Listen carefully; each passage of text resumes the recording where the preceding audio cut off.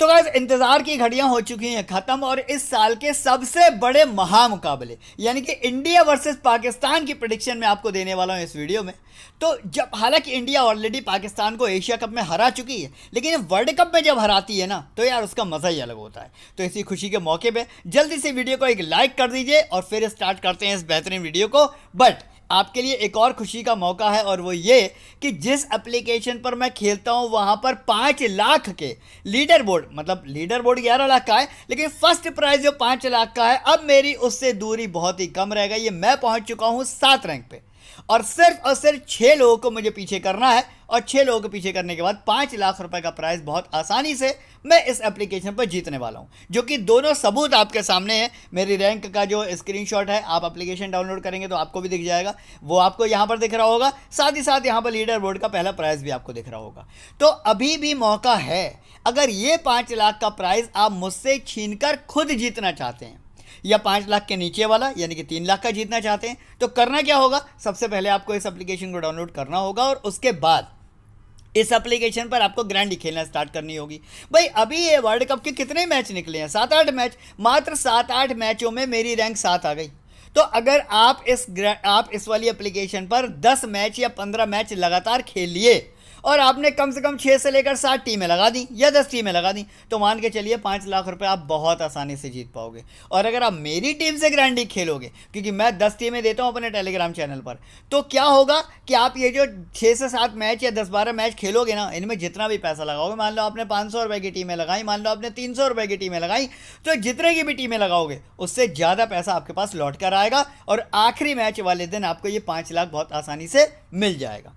करना क्या है, इस एप्लीकेशन को डाउनलोड करना है और मेरे टेलीग्राम चैनल को ज्वाइन करके रख लेना है। जो जो मैं आपको मैच में टीम्स देता जाऊँ वो यहाँ पर लगाते जाना है। विनिंग होगी तो बहुत बढ़िया, एक आध टीम अगर हार भी जाएगी तो भी कोई फ़र्क नहीं पड़ता। लीडर बोर्ड में अगर आपको रैंक बढ़ानी है तो हर मैच में आपको कम से कम 6 से लेकर 10 टीमें इस एप्लीकेशन पर लगानी पड़ेंगी। बस इतना ही करना है, इससे ज़्यादा कुछ नहीं करना है। 5 लाख रुपये या 3 लाख रुपये आप बहुत आसानी से जीत सकते हो। बात करेंगे अब हम आज के मैच की। तो भाई सबसे पहले यहाँ पर बात करी जाएगी पिच रिपोर्ट की।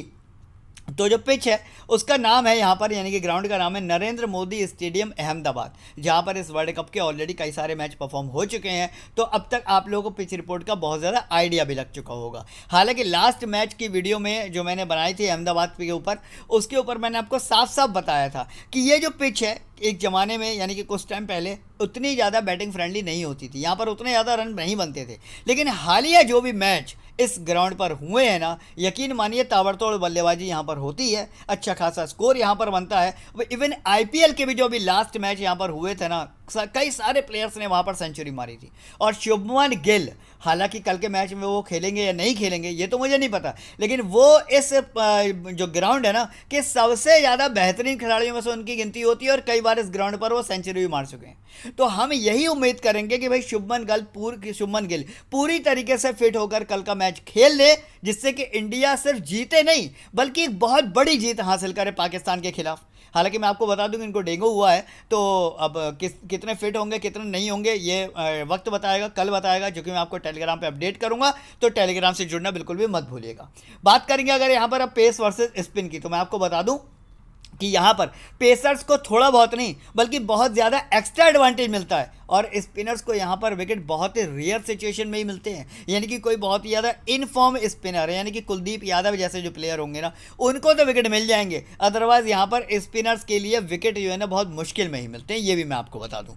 बात करेंगे अब यहाँ पर जो रिसेंट मैच कुछ हुए उनके एनालिसिस क्या है। 27 मैचों में 14 जो है वो बैटिंग फर्स्ट ने और 14 यहाँ पर तकरीबन बैटिंग सेकेंड ने वन की है।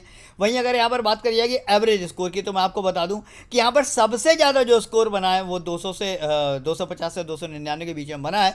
तो जैसे कि मैंने आपको बताया हाईली बैटिंग फ्रेंडली पिच ये है और यहाँ पर आपको जो अच्छे बल्लेबाज होंगे, जैसे कि बाबर आजम भले ही लास्ट के 1-2 मैचों से फ्लॉप हो रहे हैं, रोहित शर्मा जैसे बल्लेबाज जो फॉर्म में चल रहे हैं, विराट कोहली जैसे बल्लेबाज, या फिर अगर हम बात करी जाए हार्दिक पांड्या की अगर हम बात करें तो ऐसे बल्लेबाज यहाँ पर, या फिर मोहम्मद रिजवान की बात करें, ऐसे प्लेयर यहाँ पर आपको एक अच्छा खासा बड़ा स्कोर करते हुए दिख जाएंगे। बात करी जाएगी अब इसी ग्राउंड पर हुए कुछ लेटेस्ट मैच, तो आपको पिच रिपोर्ट और ज़्यादा क्लियर हो जाएगी। देखिए यहाँ पर इंग्लैंड फर्स्ट बैट करने आई, 282 का स्कोर किया, जबकि न्यूजीलैंड, जो कि इंग्लैंड से मैं कम आंकता हूँ इस टीम को, उसने इसको मात्र 1 विकेट के नुकसान पर चेस कर लिया। आपने ये देखा, मात्र 1 विकेट के नुकसान पर, सॉरी हाँ, चेस कर लिया। तो कहने को स्कोर बहुत ज़्यादा बनता है। पेस वर्सेस स्पिन की बात करेंगे, यहाँ पर पेसर्स को मिले थे 5, स्पिनर्स को भी मिल गए थे 5। बात करेंगे अब यहाँ पर एक और मैच की, जो कि 2022 में खेला गया था। यहाँ पर इंडिया ने पहले बैटिंग करके 265 रन का स्कोर किया और वेस्ट इंडीज उसको चेस नहीं कर पाई। टोटल मैच में 20 विकेट गिर गए थे। यहाँ पर 7 और 8 15 पेसर्स के हाथ में गए थे और स्पिनर्स के हाथ में मात्र 5 गए थे। तो दो चीज़ें आपको अपने दिमाग में रख के चलनी है। पहली ये कि हाईली बैटिंग फ्रेंडली पिच होगी, यानी कि जो क्वालिटी बैट्समैन है ना, वो सारे के सारे आपकी टीम में होना बहुत ज़्यादा ज़रूरी है। दूसरी बात, पेसर्स को चूंकि स्पिनर्स की तुलना में एक्स्ट्रा एडवांटेज मिलता है, तो स्पिनर्स आपको 1 या 2 ही लेके चलने हैं। मैक्सिमम बॉलर आपको जो है वो पेसर्स कैटेगरी से उठाने हैं। बात करिए कि अब दोनों टीमों की हेड टू हेड रिकॉर्ड की। यहाँ पर मैं आपको बता दूं, इंडिया जो है ना, वो अभी तक 56 बार पाकिस्तान को हरा चुकी है। वहीं अगर पाकिस्तान की बात करें तो उसने 73 बार इंडिया को हराया। अब इन आंकड़ों को देख के आप डरिएगा मत, क्योंकि अगर लेटेस्ट सिचुएशन हम देखें, भाई ये बहुत पहले के रिकॉर्ड है, अगर लेटेस्ट सिचुएशन में देखते हैं ना, तो यहाँ पर इंडिया ने 4 बार पाकिस्तान को हराया और पाकिस्तान सिर्फ 1 ही बार इंडिया को हरा चुकी है ओडीआई मैचेस में। और अगर दोनों टीमों के इंडिविजुअल परफॉर्मेंस देखेंगे तो इंडिया अपने लास्ट के 5 में से 4 जीत कर 1 हार के आ रही है। वहीं अगर पाकिस्तान की बात करेंगे तो 5 में से 2 हार के और 3 जीत के आ रही है। तो भाई ये तो हो गया दोनों टीमों का हेड टू हेड का डेटा। अब हम बात करेंगे फाइनली प्लेइंग 11 आखिर कल की क्या रहने वाली है। व्हाइट कलर ले लेता हूँ मैं। बात करी जाएगी यहाँ पर ओपनिंग ऑर्डर की, तो रोहित शर्मा ईशान किशन के साथ आपको ओपनिंग करते हुए देखेंगे। हम उम्मीद करते हैं कि कल ईशान किशन का रिप्लेसमेंट एस गिल से किया जाए। अगर ये फिट हो जाते हैं तो शायद इंडिया के लिए वो बहुत ज़्यादा अच्छा होगा। तो जैसा भी होगा मैं आपको टेलीग्राम पे अपडेट बता दूंगा। जैसे ही न्यूज़ आएगी, चाहे वो ट्विटर पे आए, फेसबुक पे आए, इंस्टा पे आए, कहीं भी आए, सबसे पहले आपके टेलीग्राम पर आ जाएगी। अगर आपने मेरा चैनल सब्सक्राइब करके रखा है तो मेरे टेलीग्राम चैनल का लिंक आपको वीडियो के फर्स्ट कमेंट में मिलेगा। अभी कभी जाके क्लिक कर दो और वहाँ से जुड़ जाओ। बात करेंगे अब यहाँ पर वन डाउन पर आएंगे विराट कोहली, उसके बाद श्रेयस अय्यर है, केएल राहुल है, पांड्या, जडेजा, ठाकुर, यादव, सिराज, बुमराह। तो ये आपको स्क्वाड मिलेगा इंडिया से। अब यहाँ पर कौन कितनी बॉलिंग करेगा, ये सबसे ज़्यादा इंपॉर्टेंट बात है। तो मैं आपको बता दूं कि सिराज और बुमराह और कुलदीप यादव पूरे 10-10 ओवर डालेंगे, ये बात तो डैम श्योर है। इसके बाद यहाँ पर तकरीबन 5 से 6 ओवर ये दोनों प्लेयर यानी कि जडेजा और पांड्या में ऊपर नीचे होता रहता है। आपने देखा पहला मैच जब हुआ इंडिया का, तो जडेजा ने ज़्यादा ओवर करा दिए और जडेजा ने 3 विकेट निकाल लिए। सेकंड मैच में क्या हुआ, लोगों ने जडेजा को अपनी टीम में भर लिया, पांड्या को किसी ने लिया ही नहीं। तो भैया पांड्या साहब ने यहाँ पर 8 ओवर करा दिए और यहाँ पर 2 विकेट निकाल दिए। तो इन दोनों के ओवर में ऊपर नीचे होता रहता है, जैसा कि आपको पता है इंडियन स्क्वाड थोड़ा बहुत चलता है। लेकिन शारदा ठाकुर की अगर यहाँ पर मैं बात करूँ तो इनको सबसे कम ओवर मिलेंगे, क्योंकि एक तो इनकी फॉर्म बहुत ज़्यादा खराब चल रही है उतनी, और दूसरी बात इनसे ज़्यादा सीनियर खिलाड़ी यहाँ पर खड़े हुए हैं। तो मान के चलो कि 2 से लेकर 3 ओवर अगर मिल गए ठाकुर को, इससे ज़्यादा तो नहीं मिलने वाले हैं। बात करेंगे अब यहाँ पर पाकिस्तान से प्लेइंग 11 की। कलर मैं फिर से चेंज कर लेता हूँ। यहाँ पर आपको अब्दुल शफीक के साथ इमामुल हक आपको ओपनिंग करते हुए देखेंगे। इसके बाद बाबर आजम आएंगे यहाँ पर वन डाउन पे। उसके बाद यहाँ पर बात करी जाएगी मोहम्मद रिजवान आपको मिलेंगे यहाँ पर सेकंड डाउन। शकील हैं, इफ्तिकार अहमद हैं, शादाब खान हैं, नवाज़ हैं, शाहिन अफरीदी हैं, इसके बाद हसन अली हैं और हरीश रऊफ हैं। तो पाकिस्तान फिलहाल अपने स्क्वाड में कोई भी चेंज करने वाली नहीं है। तो आप स्क्रीनशॉट लेके रख लो, आपको यही 22 खिलाड़ी लगभग खेलते हुए मिलेंगे। बात करी जाएगी अब यहाँ पर, हाँ सबसे ज़्यादा इंपॉर्टेंट बात, जिस एप्लीकेशन पर आपने देखा लीडर बोर्ड में मेरी रैंक 7 पे आ चुका हूँ मैं, उस एप्लीकेशन पर खेलने के फ़ायदे क्या क्या हैं ये आप जान लो। पहले लोएस्ट एंट्री फीस है, मार्केट में यहाँ से कम एंट्री फीस कहीं नहीं मिलेगी, यानी कि कंपनी अपने कमीशन कम रखती है, आपको फ़ायदा ज़्यादा दिलाती है। लोएस्ट कॉम्पिटिशन है, क्यों? क्योंकि बहुत बड़े बड़े जो दिग्गज खिलाड़ी हैं ना, जो बहुत तगड़ी टीम में बनाते हैं, वो तो खेल रहे हैं भैया विजन 11 पर, ड्रीम 11 पर, माई 11 सर्किल पर, जहाँ पे आप इनको बीट ही नहीं कर पाते हो। 8 हेड टू हेड खेलते हो, 10 हेड टू हेड खेलते हो, 8 में हार जाते हो, 2 ही जीतते हो। यहाँ उल्टा हो जाएगा, यहाँ अगर 10 हेड टू हेड खेलने जाओगे तो मेरे दोस्त 8 में जीतोगे और 2 में हारोगे।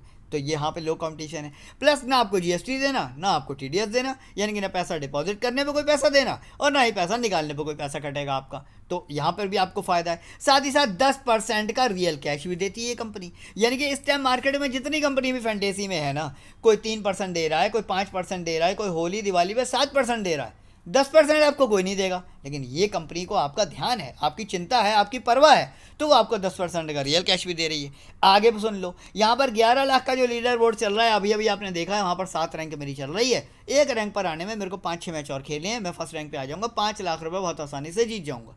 लेकिन अभी कुछ बना बिगड़ा नहीं है। अगर ये 5 लाख आप जीतना चाहते हो, अभी के अभी एप्लीकेशन डाउनलोड करो, ग्रैंडी खेलना स्टार्ट कर दो, जीत जाओगे, बहुत आसान है। इसके बाद 2 लाख रुपए की मेगा लीग, जो कि 6,666 रुपये लोगों की होती है ना, यकीन मानिए 2 से लेकर 2,500 स्पॉट हमेशा खाली रह जाते हैं। और यहाँ पर ग्रैंड लीग में रैंक 1 पे आना या 2 पे आना बहुत आसान है। तो अभी के अभी यहाँ पर ग्रैंड लीग आप ज्वाइन कर लीजिए। एप्लीकेशन को आपको डाउनलोड करना है, मेरे फर्स्ट वीडियो के फर्स्ट कमेंट में आपको लिंक मिल जाएगा, डाउनलोड कर लीजिए। टेलीग्राम से मेरी टीम उठा लीजिए, head to head Khelo, grand league खेलो, कोई दिक्कत नहीं है। आगे अब यहाँ पर बात करेंगे प्लेयर वाइज एनालिसिस की। सबसे पहले यहाँ पर बात करी जाएगी विकेट कीपर कैटेगरी की। कौन कौन मिलने वाला है आपको? ईशान किशन आपको यहाँ पर मिलने वाले हैं, इसके बाद आपको यहाँ पर मोहम्मद रिजवान मिलने वाले हैं, और यहाँ पर केएल राहुल मिलने वाले हैं। अब किस प्लेयर की क्या खूबी है, कल के मैच में कौन परफॉर्म कर सकता है, मैं एक एक करके आपको बताता हूँ। सबसे पहले बात करूँगा मोहम्मद रिजवान, इस टाइम पर पाकिस्तान से नंबर 1 इन फॉर्म बल्लेबाज, सबसे ज़्यादा बड़ा स्कोर करने वाला बल्लेबाज अगर कोई है तो वो मोहम्मद रिजवान है। दूसरी बात क्या आ जाती है, अभी अभी शुरुआत में मैंने आपको बताया पिच रिपोर्ट में, बैटिंग पैराडाइज पिच है, रन यहाँ पर ताबड़तोड़ बनने वाले हैं। तो रिजवान जैसा प्लेयर रन ना बनाए ऐसा तो हो ही नहीं सकता। तो पहले तो रिजवान को मस्ट अप कैटेगरी में आप अपनी टीम में अभी से रख ही लो आंखें बंद करके। केएल राहुल की बात करिएंगे, इंडिया का दूसरा है ना, दूसरा, पहला कौन है वो आप सब जानते हो। इंडिया का दूसरा इन फॉर्म वो बल्लेबाज जो कि आपको कल के मैच में ना ही सिर्फ बैटिंग बैकअप देगा बल्कि विकेट कीपिंग बैकअप भी देगा। तो ऐसे प्लेयर को आपको रखना बहुत ज़्यादा ज़रूरी है, क्योंकि देखिए पाकिस्तान की बॉलिंग भी स्ट्रांग है, और ऐसा नहीं है हमारे विकेट नहीं गिरेंगे। ईशान किशन का भी विकेट गिरेगा तो रोहित शर्मा का भी गिर सकता है, विराट कोहली का भी गिर सकता है। तो बैकअप के रूप में केएल राहुल आपके पास होने ही चाहिए। हाँ, अब अगर मैं ईशान किशन की बात करूं, इनको लेने को मैं क्यों मना कर रहा हूं, उसकी वजह है। सबसे पहली बात तो ये कि इंटरनेशनल ओडीआई की अगर बात करी जाए तो सबसे कम एक्सपीरियंस इनके पास है, मात्र 27 मैच इन्होंने खेले और 45 का इन्होंने एवरेज बनाया। हालांकि कमज़ोर टीम के खिलाफ बड़ा स्कोर भी करते हैं, लेकिन ये जो मैच है ना, इसमें इतना ज़्यादा प्रेशर होगा हर खिलाड़ी के ऊपर कि ऐसा खिलाड़ी उस प्रेशर को झेल नहीं पाएगा, और 30-40 पे भी आउट होने की यहाँ पर संभावना है। तो मुझे नहीं लगता कि आपको अपने पॉइंट खराब करने चाहिए। ईशान किशन को आपको स्मॉल लीग में ड्रॉप और ग्रैंड लीग में ट्राई करना चाहिए। बात करी जाएगी अब यहाँ पर बैट्समैन कैटेगरी की, तो यहाँ पे आपको मिलने वाले हैं इंडिया से 3 धुरंधर बल्लेबाज, यानी कि रोहित शर्मा आपको मिलेंगे, विराट कोहली आपको मिलेंगे, श्रेयस अय्यर आपको मिलेंगे। रोहित शर्मा की अगर मैं बात करूं, पहले मैच में आपसे मना किया था रोहित शर्मा को मत रखना। रोहित शर्मा किसी भी सीरीज़ के पहले मैच में कभी भी नहीं चलते हैं, और बंदा 0 पे आउट हो गया। दूसरे मैच में मैंने आपको बोला कि भाई अब रख लो, अब टाइम आ चुका है रखने का। क्यों? क्योंकि जो उसकी करंट लेटेस्ट फॉर्म है ना, वो बहुत तगड़ी चल रही है। हालांकि मैं आपको एक बात और बता दूं, आपने ऐसी फॉर्म इनकी कभी आईपीएल में भी नहीं देखी होगी, लेकिन अब ये उस फॉर्म में आ चुके हैं, अब ये दिखा चुके हैं कि ये इंडिया के एक माने हुए मजे हुए बल्लेबाज हैं, और इसीलिए कैप्टनसी इनके हाथ में थी, या फिर आप ये भी कह सकते हो कि इसीलिए ओपनिंग पर आज बल्लेबाजी करने आ रहे हैं। तो इनका वो टैलेंट हम उम्मीद करेंगे हमें कल भी देखने को मिले, और कल इनके बल्ले से हमें 1 सेंचुरी तो चाहिए। मस्ट है पिक, आप अपनी टीम में अभी के भी डाल सकते हो। विराट कोहली के बारे में मैं कुछ नहीं बोलूँगा, बस इतना बोलूँगा टीम में डाल दो, क्योंकि ये इंडिया का वो 5 स्टार सितारा है जो कैसी भी पिच हो, सामने कैसी भी टीम हो, कोई फर्क नहीं पड़ता, इसका बल्ला चलता ही चलता है। 88 बनाए, 55 बनाए, कल मैं इसके बल्ले से भी सेंचुरी की उम्मीद कर रहा हूँ। मस्ट पिक डाल लो। श्रेयस अय्यर की अगर बात करूँ, इनको मैं ड्रॉप करने के लिए बोलूँगा, क्योंकि इतना प्रेशर में श्रेयस अय्यर के बल्ले से आप तब उस टाइम पर उतने ज़्यादा रन एक्सपेक्ट नहीं कर सकते ना, जब इन अपने कैरियर के ख़राब फॉर्म से जूझ रहे हैं। पहले मैच में 0, दूसरे मैच में 25, तो ऐसे में आप क्या सोच रहे हो कि इतने बड़े मैच, जो कि साल का सबसे बड़ा मैच है, श्रेयस अय्यर बहुत बड़ा स्कोर कर देंगे? नहीं है उम्मीद भाई, नहीं है। हर चीज़ अपनी एक लिमिट में अच्छी लगती है। तो श्रेयस अय्यर को आपको ग्रैंडिंग में तो ट्राई करना है, चाहे रोहित की जगह कर लेना, चाहे विराट की जगह कर लेना, या किसी और प्लेयर की जगह कर लेना, लेकिन स्मॉल लीग में लेके जाने वाले ऑप्शन फिलहाल ये नहीं बन रहे हैं। बात करी जाएगी अब यहाँ पर पाकिस्तान से बैटिंग सेक्शन की, ये आपके लिए सबसे ज़्यादा इंपॉर्टेंट है। सबसे पहले यहाँ पर बात करी जाएगी, चलो सबसे पहले अब्दुल शफीक की बात कर लेते हैं, जिनके पीछे आप सब लोग पड़े हो। आप लोग कर क्या रहे हो? आप लोगों ने अपनी अपनी टीम में अब्दुल शफीक को लेकर कैप्टन बना रखा है। मैंने कई लोगों को देखा था कि सेलेक्ट बाय परसेंटेज इनका कैप्टनसी में भी ज़्यादा है, और इनका उसमें भी ज़्यादा है, क्या कहते हैं, सेलेक्ट बाय परसेंटेज में भी ज़्यादा है प्लेयर में। मैं आपको बताऊं एक बात, अब्दुल शफीक बहुत नए खिलाड़ी हैं, सिर्फ 5 ओडीआई मैच खेले हैं। 38 का एवरेज इसलिए है क्योंकि यहाँ पर 113 बना दिए थे। दूसरा नेगेटिव पॉइंट, इतना ज़्यादा बड़ा मैच, इतना ज़्यादा प्रेशर वाला मैच इन्होंने अभी तक खेला ही नहीं है। ये जो 113 बनाए थे ना, किस टीम के खिलाफ बनाए थे वो आपको भी अच्छी तरीके से पता है, ठीक है ना। तो अब्दुल शफीक को अगर आप ये सोच रहे हो कि ये कल के मैच में आपको ऐसा बड़ा स्कोर करके दिखा देगा, तो नहीं दिखाएगा। जैसे मैंने आपसे मना किया कि श्रेयस अय्यर हैं या ईशान किशन है, इनके बस की नहीं है, उतने सीनियर नहीं है ये इस मैच को झेल पाए। तो अब्दुल शफीक भी उतने सीनियर खिलाड़ी नहीं है, बल्कि ड्रॉप कर दोगे ना तो ज़्यादा फायदे में रहोगे। ग्रैंडी की किसी एक टीम में ट्राई कर लेना, लेकिन स्मॉल लीग में लेके जाने की कोई ज़रूरत नहीं है। बात करिए कि अब यहाँ पर इमामुल हक की बात करिए तो अपने कैरियर के सबसे ज़्यादा खराब फॉर्म से ये इस टाइम जूझ रहे हैं। हालांकि ऐसे प्लेयर हैं नहीं, मतलब यार 68 मैचों में अगर 3000 रन बनाए, 49 का एवरेज, तो ऐसे ही नहीं है, बड़ी बड़ी सेंचुरी मारी है इन्होंने भी बड़े बड़े मैचों में। लेकिन दिक्कत क्या है, करंट फॉर्म बहुत ज़्यादा खराब चल रही है। ड्रॉप कर दो आंख बंद करके।